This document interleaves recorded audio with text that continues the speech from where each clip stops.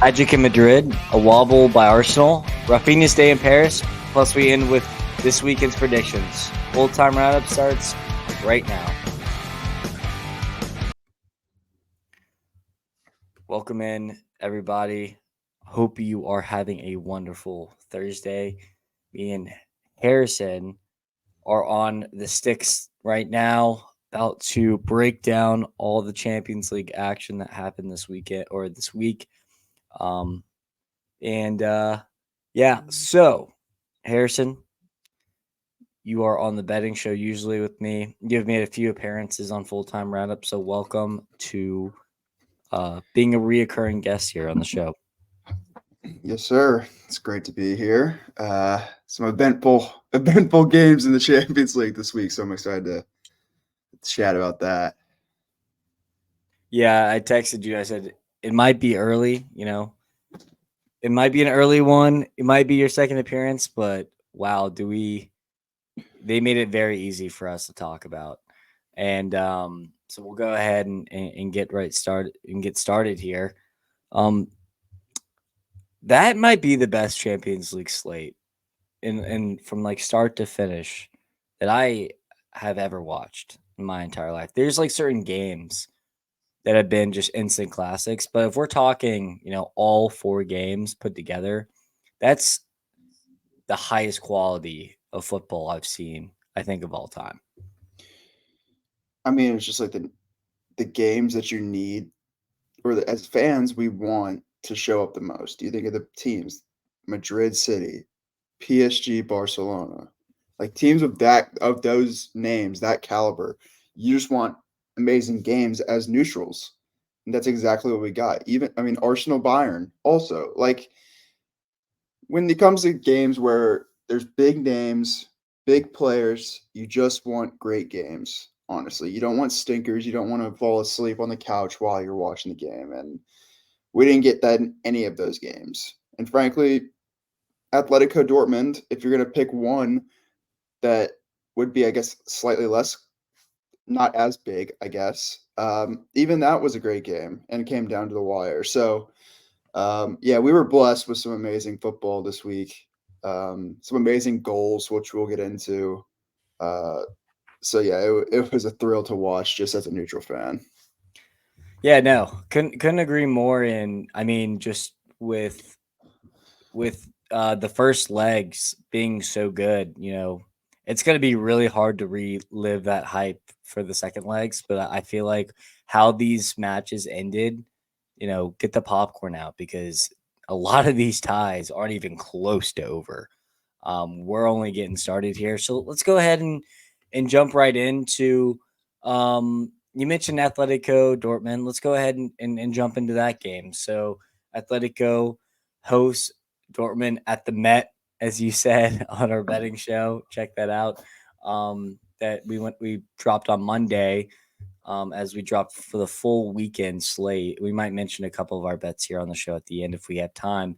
But yeah, Simeone's men go 2-0 up in the first half, and Dortmund looked completely lost.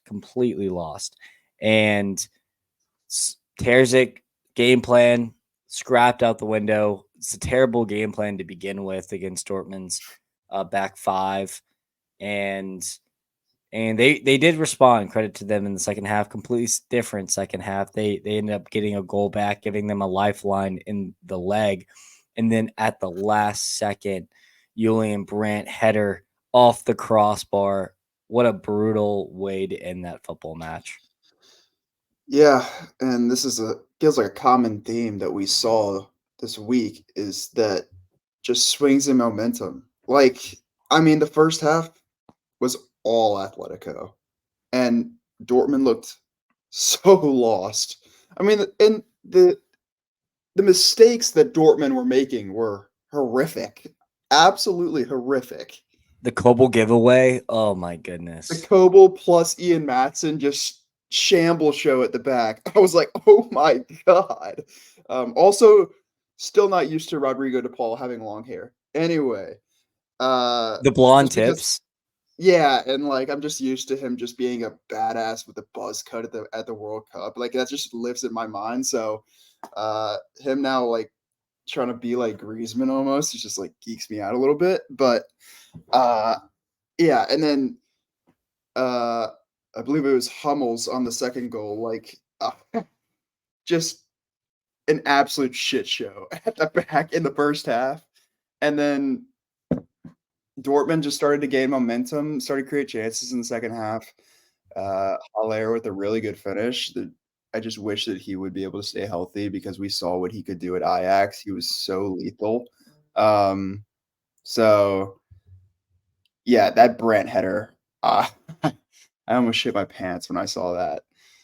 Also, Bino Gittins hit the crossbar too. So it's not like Dortmund didn't have their chances in the second half, but they certainly made it real interesting heading back to the yellow wall. No, they certainly did, and they're great. They're great at home. So that is, getting that goal in the 80th minute was so crucial. They probably should have walked out of there with a point.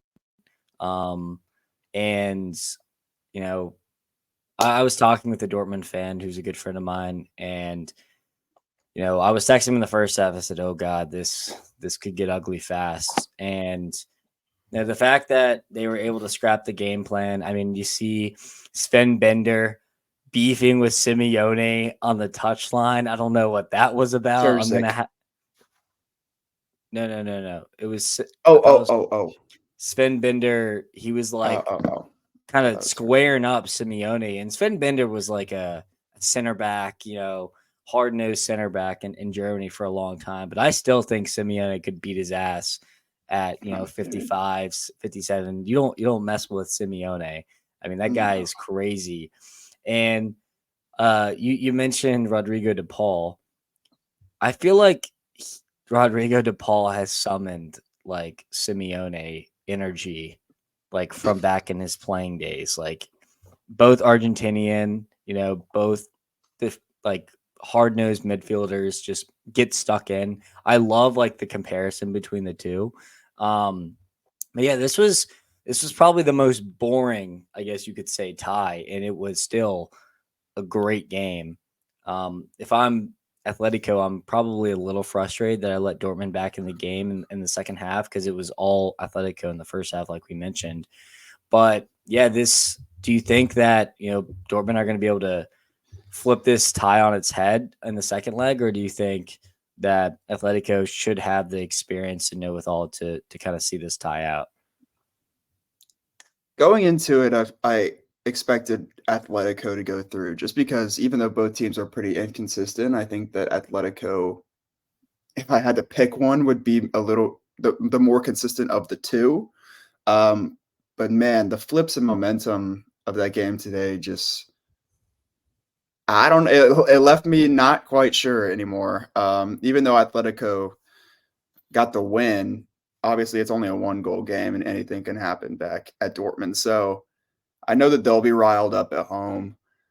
It might be a tough atmosphere for Atletico, and I don't know how many chances they're going to be able to get when Dortmund's going to be going at them the entire game. I expect Dortmund to have the ball the majority of the time while they're chasing the goals. So, uh, oh man, I'm not too sure about Atletico anymore. Just because what I saw from Dortmund in the second half, if they can replicate how they played in the second half, it's going to be really hard for Atletico on the road. So, um, I know Dortmund probably wishes that the away goal was still in effect because I could totally see them like just getting one honestly next game because I know Atletico is going to park it.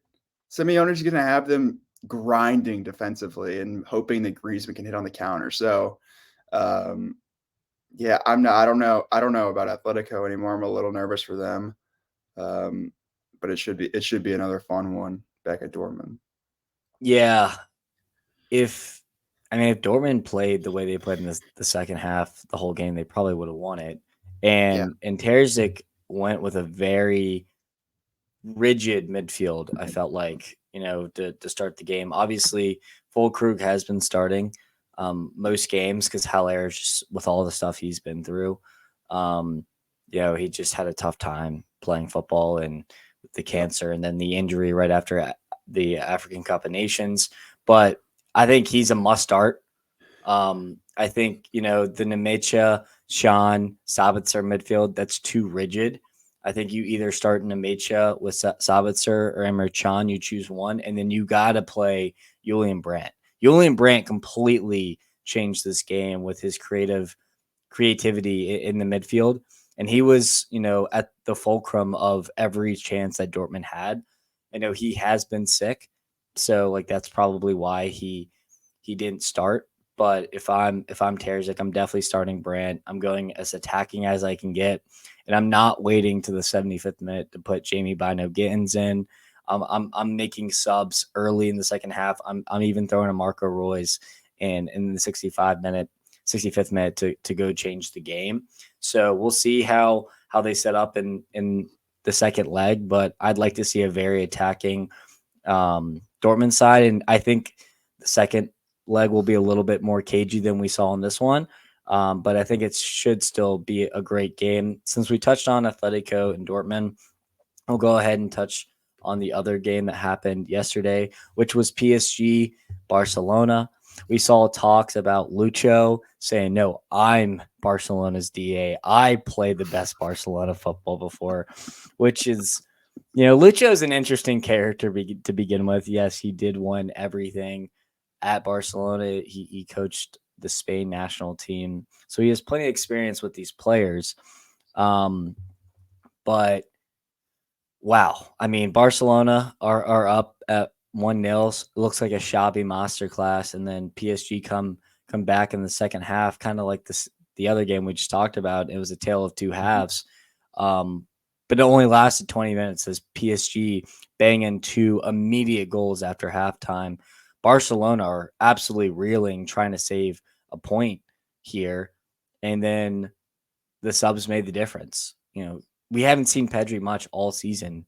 And this kid's 21 years old, immediately subs in and changes the game with an absolute dime to Rafinha, who scores 2 goals.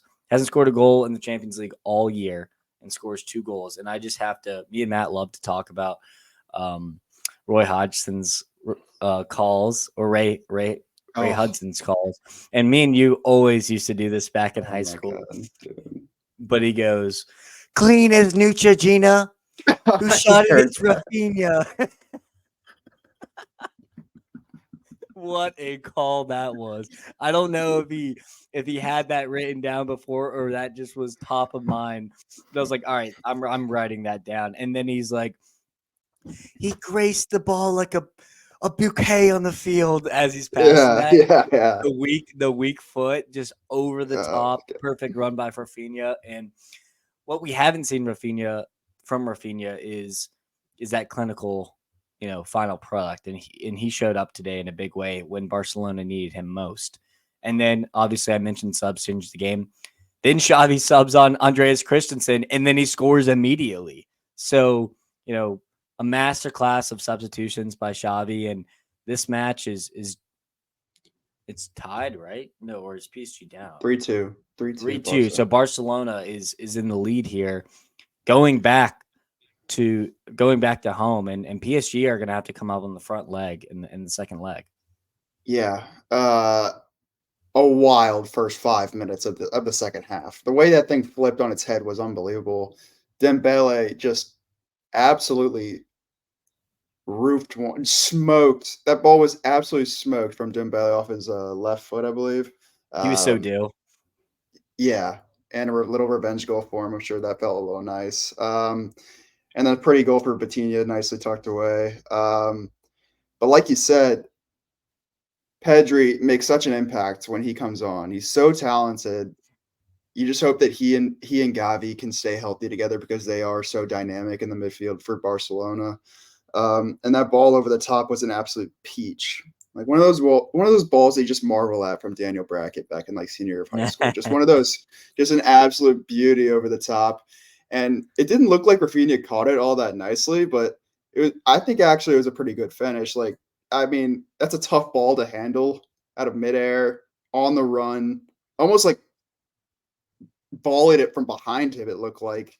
So that was an impressive finish, and then the Chelsea man, Andreas Christensen with a little winner. So yeah, this game was wild. I saw Xavi after the game say that he thinks that PSG are still the favorites in the tie, and I was like, Gamesmanship.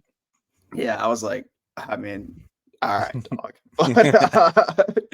But yeah, it should be another fun one back at Barca. And this game, among the others, was just thrilling, to be honest.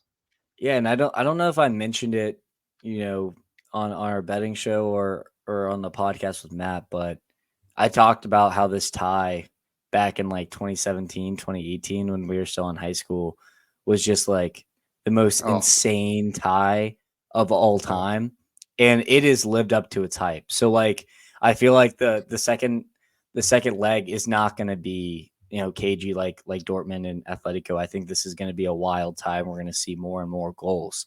I love to see Pedri start and see him and Frankie and Gundogan back in the midfield. Sergio Roberto was fine, but obviously Pedri is one of a kind. He's just so good. I'm so glad we got to see him on a big stage, show his quality week in, week out like he has been. He's been injured because he played like 1,000 games of football last year, which was completely Barcelona's fault there. But I wanted to highlight a couple other performances. I think Kylian Mbappe didn't have an off game, but he wasn't his usual self. So I think that he's going to look to really stand out in the next leg. I think that Dembele finally getting that monkey off his back in terms of just like a consistent performances. I thought he had a good game. And then Paul Kubarsi, the 16, 17-year-old, was an absolute rock for Barcelona. And it's, I mean, we've seen him do it in La Liga all season, but I was really interested to see how he'd cope against Mbappe, Goncalo Ramos, uh, Asensio, all those kind of top attacking talent that PSG has, and he passed and checked all the boxes for me. His distribution from the back too is just incredible. yeah, he's lights out. He's only 17. He's gonna be really special. And you get him and Araujo going together, like I mean, that's a really solid center back partnership.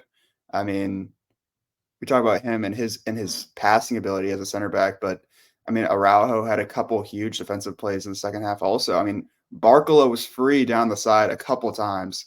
I think he hit the crossbar once, and then he was once in on Ter Stegen out of nowhere. Araujo came in and slide tackled it and blocked the shot. So yeah, if you get those two going together, Barcelona's already in great form right now. You want to see them finish the La Liga season well, but also this Champions League campaign if they can get things done back at Barca. Who knows, honestly, what this team can do because they've been a little inconsistent throughout the year. They're starting to find their footing. I don't know. They could be a team to watch out for just because you don't really know what you're going to get, but their potential level is so high that you just wonder what can this team do? I mean, we didn't see much from Lewandowski. He had some good hold up play, I think. And he had that one that, Mensch cleared off the line. But I don't know. I'm excited. I'm excited for this Barca team. I think there's a lot to build from.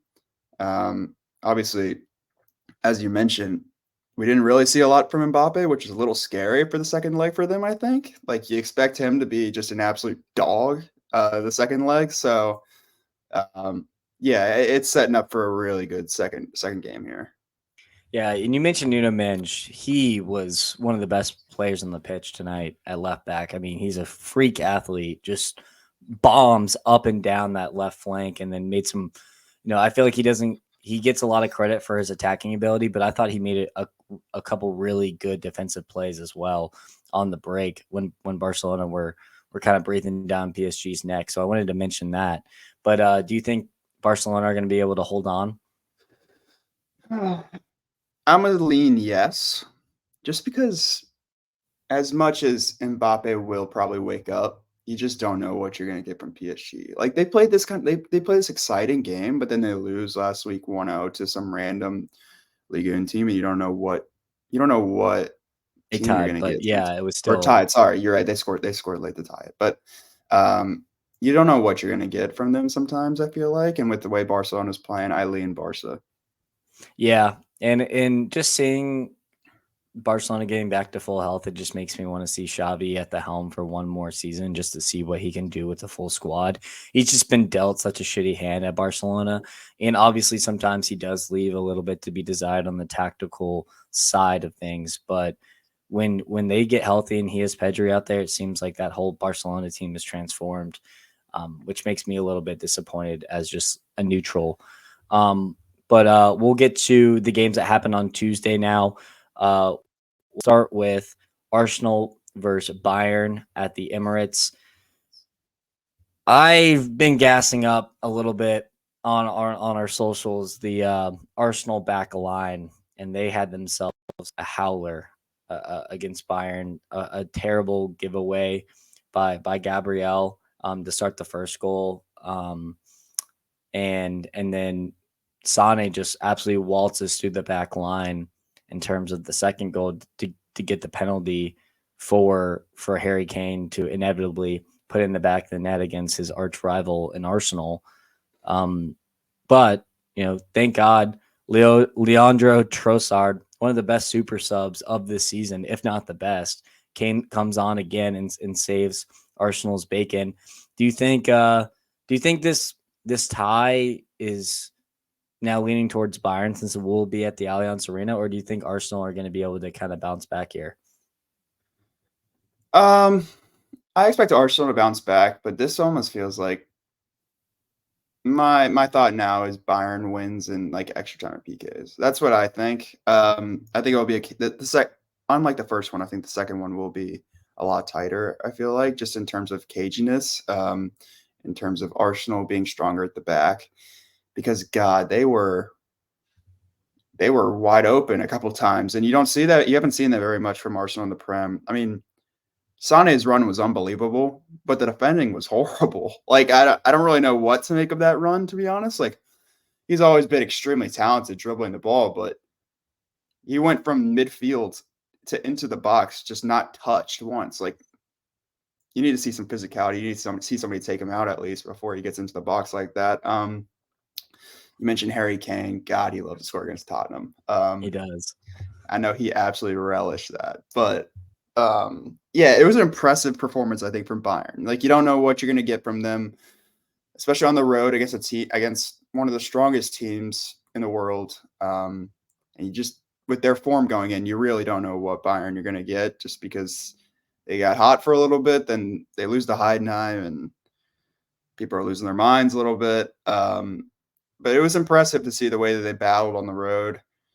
I mentioned Kane relishing in a goal. How about Serge Gnabry relishing in a goal against Arsenal? So, yeah, a couple former guys just getting it done against their both arch rival and their former team. So, I lean Bayern back at the Allianz, but again, it should be another excellent second tie. Yeah, and I saw a commercial just when I was watching some games yesterday, and it was the guy's getting his haircut and he's thinking about betting on the NBA playoffs, and whatever the bald guy goes, it's the playoffs, veterans, and It's a Prize Picks commercial. yeah, and all I could think of was Bayern have been a disgrace this season, and Tuchel has been just as bad as Bayern has been. But at the end of the day, they have the resume, they have the experience, and they showed this in the Champions League against an Arsenal team who doesn't have much experience in the Champions League, never won a Champions League, as Matt mentioned on the last show. Um, and so, even though Arsenal are the better side, almost every single time that they play, they still showed that inexperience a little bit, and you saw the cracks when it mattered the most. And so I'm a little bit concerned for Arsenal that maybe this bumps off their confidence a little bit, especially as they're challenging in the Premier League too. Are we going to start seeing cracks in this Arsenal team throughout the end of the season? We'll have to see. But it didn't exactly make me feel warm and fuzzy.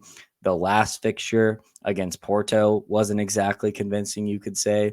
But the fact that Bukayo Saka opened up the score and they were 1-0 up, and they could have just see the game out and then just give up 2 goals back to back. Just concerning for Arteta's men. Yeah. I don't know about I don't necessarily know about confidence because the game did finish 2-2. So it's not like we necessarily can write them off. I mean this tie is still all to play for. I do just think maybe it was just a poor game defensively, and that's what we charted up to. Just bad defending in certain moments, to be honest. I mean, the Sané goal, you don't let him run from midfield into the box. Like that's just something you don't do. So I think maybe a couple brain lapses, and we'll see if that does carry into the rest of the Prem this year and the second game. But I don't know. I think I chalk this more up to a really solid bounce back game from Bayern. And that more is what Arsenal, I think, should be worried about is a confident Bayern team back at home. Because you know that the Allianz will be going. They haven't had much to play for. So I think they're more concerned about, you know, keeping their head and making sure that things don't get out of hand back at Bayern, because I think that Arsenal, they're a confident team. They know they're a strong team. So I'm not worried about them confidence wise. I just think that it's more what they should be worried about is if Bayern get back to being a strong team, because they are Champions League giants. I mean, we say they play in a farmers league, and that we say that, you know, they haven't had anything to contest with for years until this season when Leverkusen comes in and don't lose a game. So this is all that Bayern's playing for. And, you know, if they can ride that confidence in the second half into the second game, then Arsenal should be a little worried. Yeah, no, I agree for sure. And so it'll be interesting to see how this tie figures out, and I'm super interested to see after the second leg how Arsenal and Bayern fans feel, just depending on who crashes out and how it happens. Now, save the best game for last because you got to, and Real Madrid at the Bernabeu versus Manchester City was one of the more wild games I've watched. I mean, the lead changes, the ties. One team goes up, one team equalizes, and then answers again. Bernardo Silva opens up the scoring here, and this game was a tale of 2 backup goalkeepers just having pretty rough days because to concede that early on a really not great free kick. Andre Lunin should probably do a little bit better there, but then Ortega kind of should do better with Real Madrid's goals, and I felt like Manchester City for the first time this season, um, it was just shown that without Kyle Walker and without some of their veteran guys back there, that back line with that high line is pretty vulnerable, and Rodrigo and Vinny were having a field day with it. Yeah. Yep. That Rodrigo goal was so reminiscent of a goal that Vinicius scored at City. I think it was the Last last year. time these two were in last year. Just a ball in behind, and there he goes. So this game was the quality of the goals was just outstanding. I mean, we say Kamavinga's goal was deflection. We'll count that as an own goal, but uh, the goals in the second half, in particular. I mean, I want to talk about those because, Worldies. firstly, 3. I mean, three absolute worldies. Um, Foden, top left, dude's a psychopath. He's done that so many times on his left foot. Like, I don't think he has a weak foot, but he's cut in and then just banged him in like all season long. It's insane. The way he got that ball like out from beneath his feet so quickly and got the finish off was just pretty like remarkable. He took his first touch so quickly, and before you knew it, it was in the back of the net. And Vardiol, are we are we doing that now? I didn't know he had that in his locker, especially they were kind of on at the end of the game, they were making fun of his touch during the interview with Thierry Henry. And he was like, yeah, I mean, that might be the best bad touch I've seen made up with an absolute screamer. It was I did Yeah. not know he had that in his bag at all. Yeah, that was a stunning way for him to score his first goal for City. That was I was like left on the floor after that. And then Federico Valverde, that's an unbelievable volley on a crossfield ball. I mean, just the way he's able to finish into the bottom left corner. Extremely impressive, extremely exciting game. This is all with no Kevin De Bruyne. We didn't even see him because he was sick, apparently. So, yeah, as a neutral, this was the cream of the crop in terms of games, in terms of watchability, in terms of skill on the field. And I'm just hoping that we get another outstanding second game because, again, still all to play for here. Similar to all the others, you don't really have a clear result for either one. So, yeah, this was the Bernabeu was rocking. This was an outstanding game. The top on for the crowd, and you could probably hear the noise. Just it was one of those nights, and this could have been, realistically a Champions League final, to be honest, just Mm-hmm. from the base of the quality. Probably the highest quality of the entire four games was this one. And the fact that City were able to still to grab a point, you mentioned, with no KDB, with no Walker, with a couple more players missing, I feel like at the Etihad with Kevin and co, Walker will have an answer for Vinicius or Rodrigo. So I do see City still winning this tie, but this was a good chance for Real Madrid to go up and just the smash one at the Bernabeu and try to hold on at the Etihad. And now this tie is completely open heading back to the Etihad, and I really don't know which way this is going to go. I lean City though for sure. Yeah, I lean City too. It's such a God. That's such a. I don't want to say it's fortunate, but it's just such a blessing for City. They have the depth they have and the talent they have. I mean, you don't have one of the best right backs in the world. You don't have the best midfielder in the world, in my opinion. And you still go on the road in one of the toughest environments and pull out a 3-3 draw, and you have all to play for back at home when you get those guys back. So, yeah, Pep should be happy about that, I think, because he knows that he just has to make some adjustments and he's able to put players in that weren't able to play before, to world-class players. And, Eileen City as well, just with that talent coming back, with the adjustments and the coaching ability of Pep. I mean, not to say anything bad about Carlo Ancelotti because he's an excellent coach as well. But yeah, with the talent coming back, I just think that I don't want to say the Etihad will be rocking because I don't know if it's ever been rocking, but maybe for Aguero and that I'm not 100%, but yeah, it should be an outstanding game, and I like you said, I think City are just a little more talented, which is what I'm basing my prediction off of, but it could still go either way. I do think that Real Madrid just have that little bit of something that not many teams They have, do. though. So like you can never count them out in any tie or any game just because they do it. They come back from these insane lead or down and win games that they shouldn't win, and they've done this for the last 5 years, every single year in the Champions League. So by no We've means are seen we them saying, "Oh, what are We've you seen saying?" them pull so much shit out of their ass the I don't last get the it. last couple of years. That's why I have no idea. That's the only reason I lean City is based on talent. But with the Champions League recent history, you don't know what you're gonna get from Madrid. I mean, God, they could win the next game 2-0 and be like, what the hell just happened?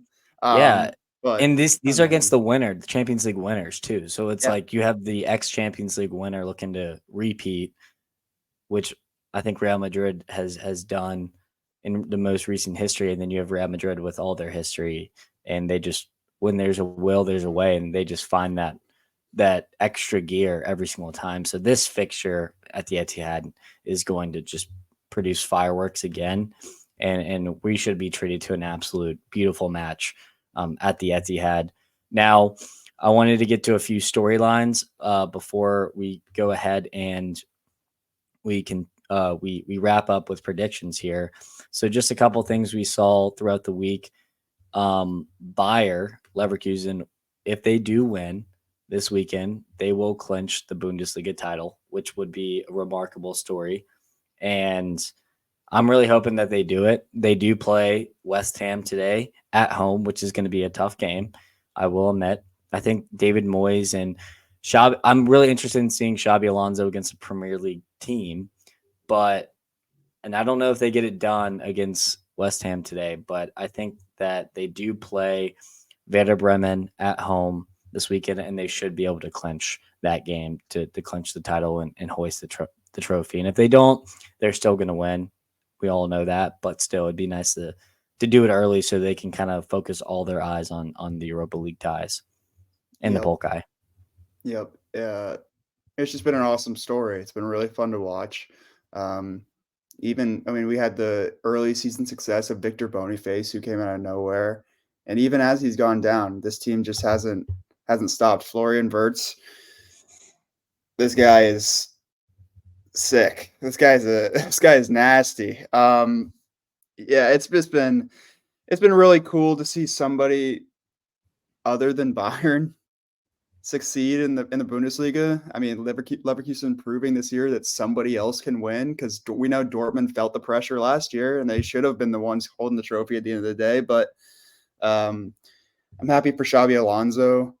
I know you're probably happy because next on his plate could be Liverpool next year, and I don't want to say that it's necessarily going to happen, but the odds definitely lean that way. But it's honestly just for me, I think it's happy to see somebody else in the Bundesliga be able to win the trophy, because we know it's been Bayern's for years and years and years on end. So to see another team have success and the manner in which they've had success, not losing a single game, it's been incredibly impressive. And to do it this weekend, have the chance to do it this weekend in front of their home crowd, would just be an absolute stamp on what's been, just an unbelievable season. Yeah, one of the best seasons in the Bundesliga for sure. Just in terms of just how many games won, 41 games now, I think, unbeaten. So we'll see if they can continue that streak in Europe as well as this weekend. Just another couple funny storylines.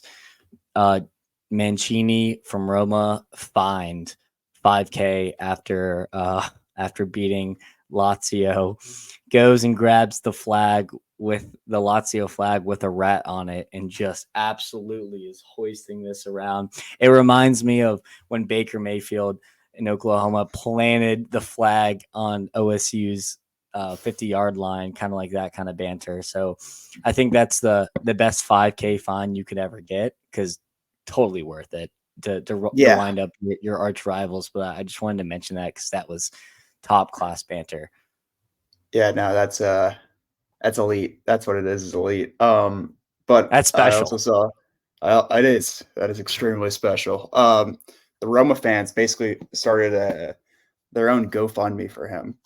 and they paid his fine. I think they collected his fine was like 5,000 euros or whatever it is, and I think they collected like 8,000. So wow, I think Mancini's in good hands.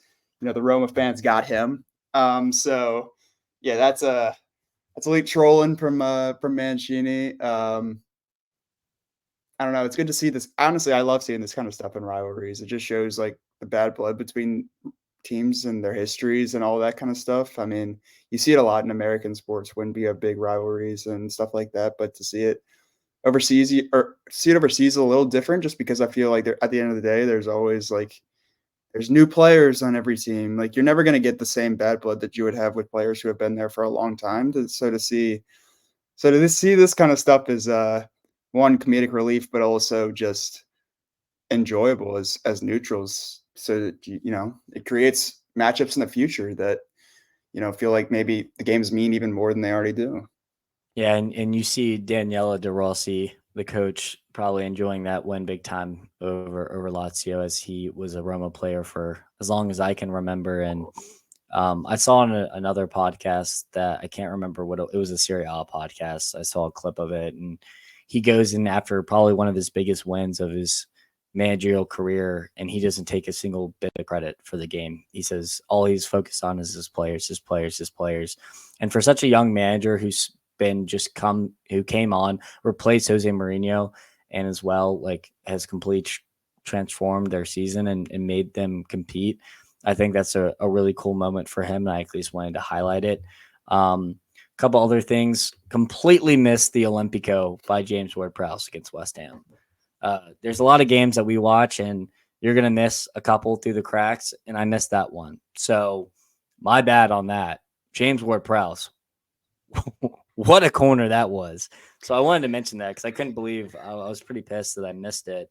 I didn't even see it on Twitter or anything.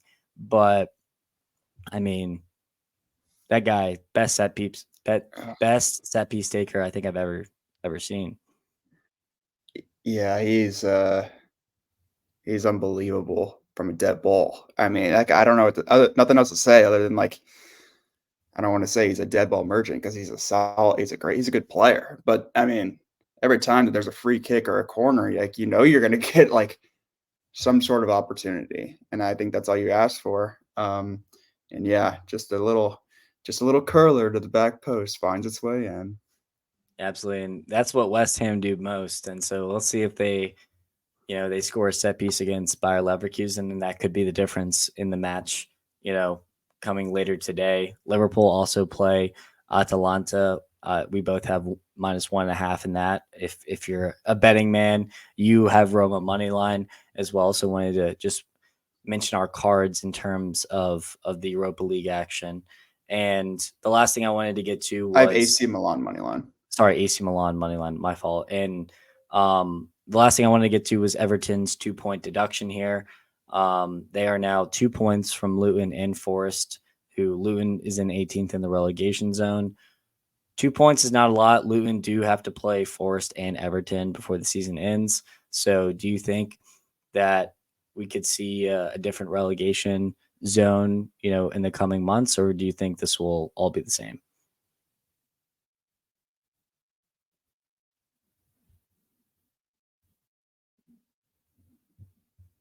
You're you're you're muted.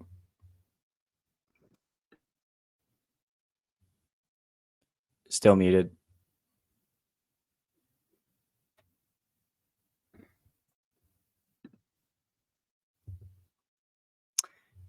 While you figure that out, we're still having some technical difficulties.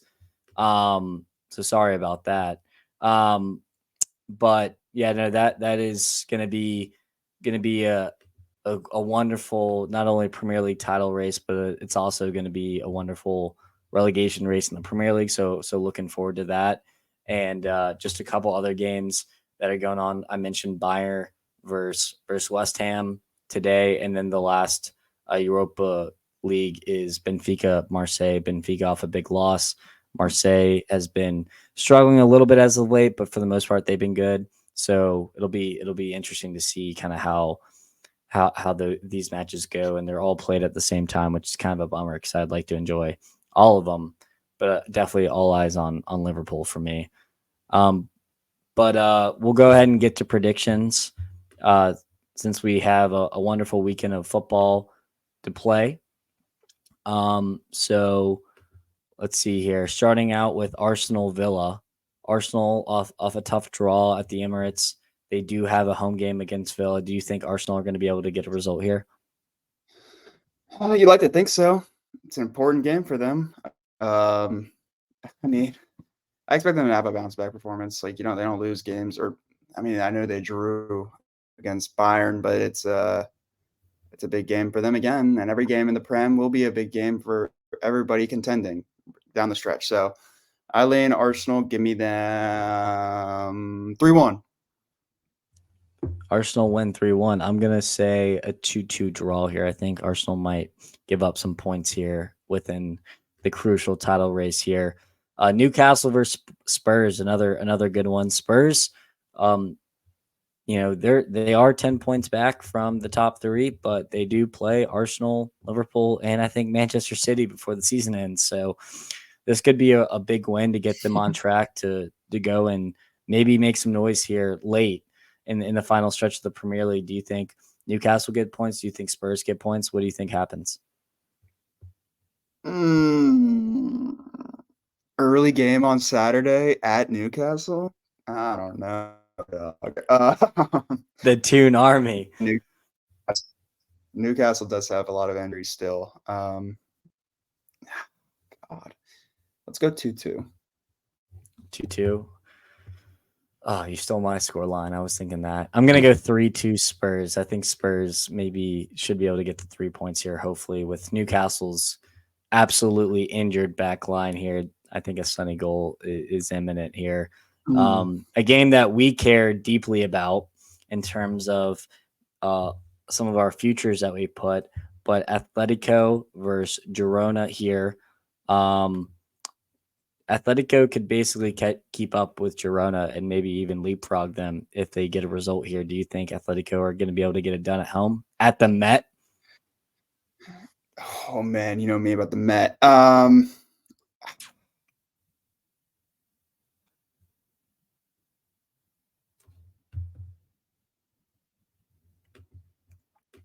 Still having those technical difficulties, so sorry about that, guys. But I'll go ahead and I think that Atletico win 2-1 here. I think it'll be a fun game, and we should, be absolutely treated to a great performance here. I think Harrison, also believes in Atletico as we have a future on them. And then Athletic Bilbao versus Villarreal, another big one to see if Atletico Bilbao can keep pace with Atletico Madrid and keep up with Girona. They do play Villarreal, which is not going to be an easy game here. So I'm going to go ahead and do a stamp of approval for Athletic Bilbao to win. And going to the Bundesliga, we mentioned Bayer Leverkusen will play Werder Bremen, but Gladbach play Dortmund here. And Dortmund need to keep pace if they want to get top 4. So I'll go ahead and pencil in a Dortmund win here against Gladbach because Gladbach are just not a great opponent. And then you have Stuttgart versus Frankfurt. Oh, there we go. He's back. Technical difficulties. It's all good. How do you think this Atletico Girona game is going to shake out?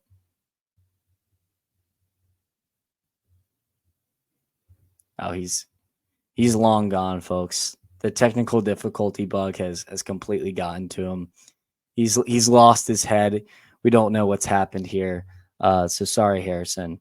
But yeah, and then Stuttgart versus Frankfurt. I think Stuttgart are going to be able to get the result here, and I think they'll be able to keep their amazing run this season in the Bundesliga. But that is all for today. Thank you so much for tuning in to another episode of the Full-Time Roundup, and we will catch you on Sunday. Fun guest too, by the way.